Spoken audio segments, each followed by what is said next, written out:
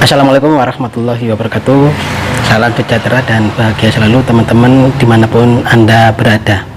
Kalau di video sebelumnya itu saya bercerita tentang bagaimana kita mendapatkan modal usaha tanpa hutang, dimana kemarin saya sampaikan seperti itu. Hari ini saya juga akan bercerita bagaimana resikonya apabila kita memiliki modal usaha itu dengan hutang di bank. Maka untuk lebih lengkapnya silakan ikuti video saya sebagai berikut.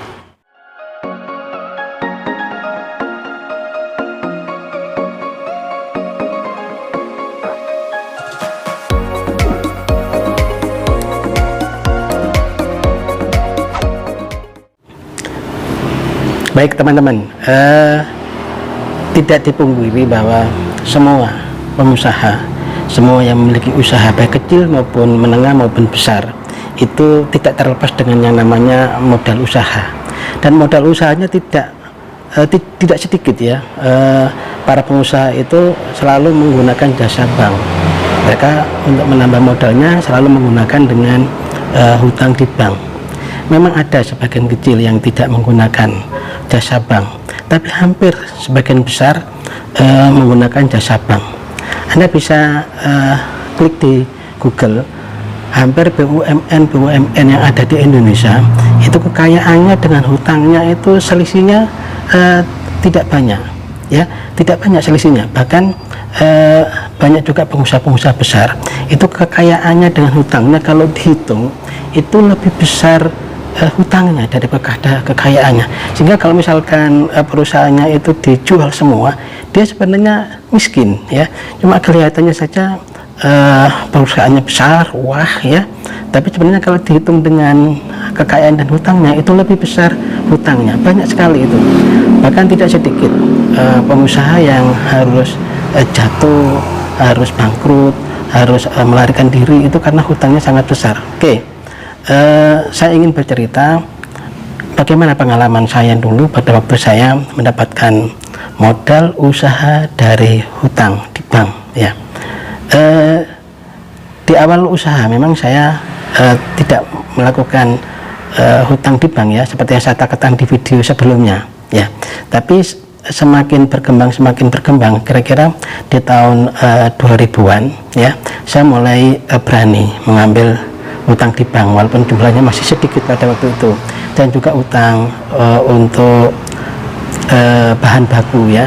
Nah, di tahun 2005 saya beranikan untuk mengambil hutang di bank yang sangat besar pada waktu itu.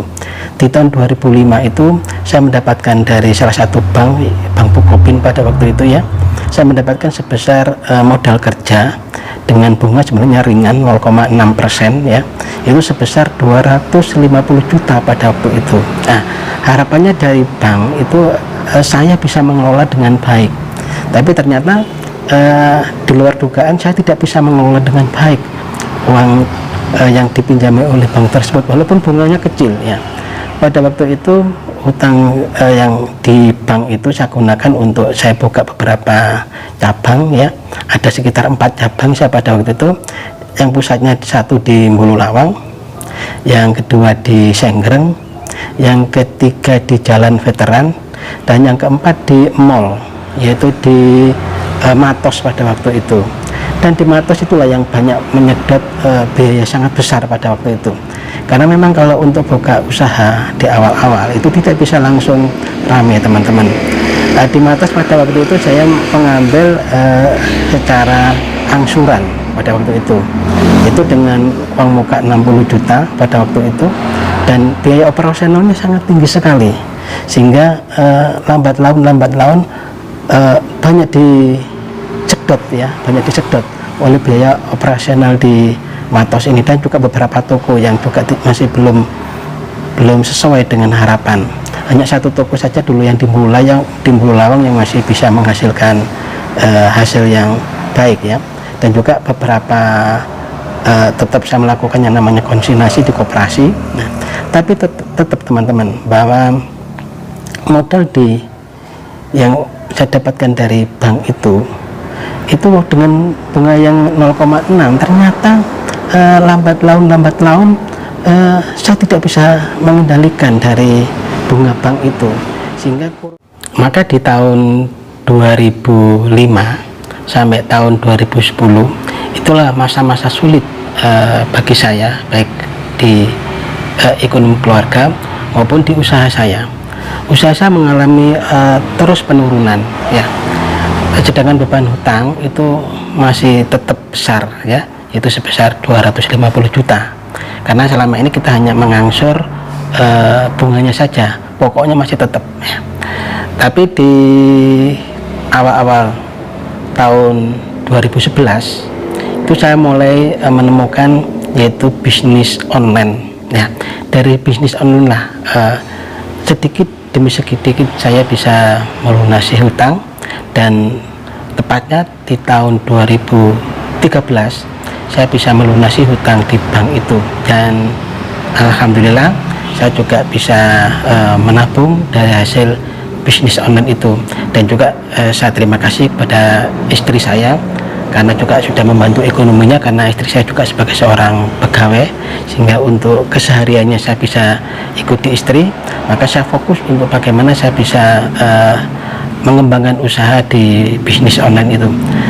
Teman-teman semua, maka apabila teman-teman semua itu ingin memutuskan untuk mengambil modal hutang di bank, maka perlu dipikirkan dulu, ya, dipikirkan masak-masak. Nah, karena tidak sedikit memang orang yang berhasil dengan mengambil hutang di bank, tapi juga tidak banyak sekali yang gagal, ya, gagal karena dia tidak bisa mengelola dengan baik. Kalau teman mengikuti berita-berita di media, ya, banyak sekali pengusaha-pengusaha itu sebenarnya kalau antara kekayaan dengan asetnya itu kalau dihitung itu masih besar hutangnya daripada kekayaannya. Nah, dan juga ini ada cerita sedikit. Saya punya teman itu, dia karena berani mengambil hutang sampai miliaran, sehingga sekarang usahanya jatuh, juga rumahnya harus dia tinggalkan, usahanya harus ditinggalkan. Nah, itu kan sangat kasihan. Tidak sedikit pula kita mengikuti berita-berita di media itu, banyak pengusaha yang harus berantakan rumah tangganya, ya, terus harus melarikan diri, terus harus bunuh diri, bahkan sampai seperti itu. Karena apa? Karena memang hutang di bank itu benar-benar enak di depan kita menerima uang besar, tapi kalau kita tidak bisa mengelola dengan baik, ya, maka setiap bulan itu yang kita harus siap-siap selalu ditagih oleh bank. Dan kalau bank itu kalau nagih keras sekali, ya, keras sekali, ya. Maka itu harus teman-teman pikirkan. Maka semenjak itu saya tidak berani lagi mengambil modal dengan sistem hutang.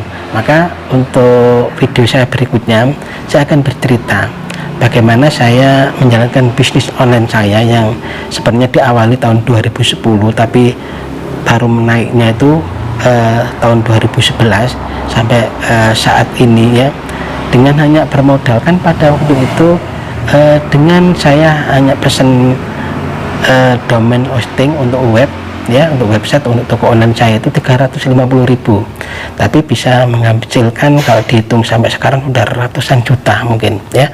Nanti ikutilah video saya berikutnya. Demikian teman-teman, mudah-mudahan informasi ini sangat bermanfaat. Teman-teman perlu persiapan kalau memang untuk mengambil hutang di bank gitu, ya. Sekian, terima kasih. Wassalamualaikum warahmatullahi wabarakatuh.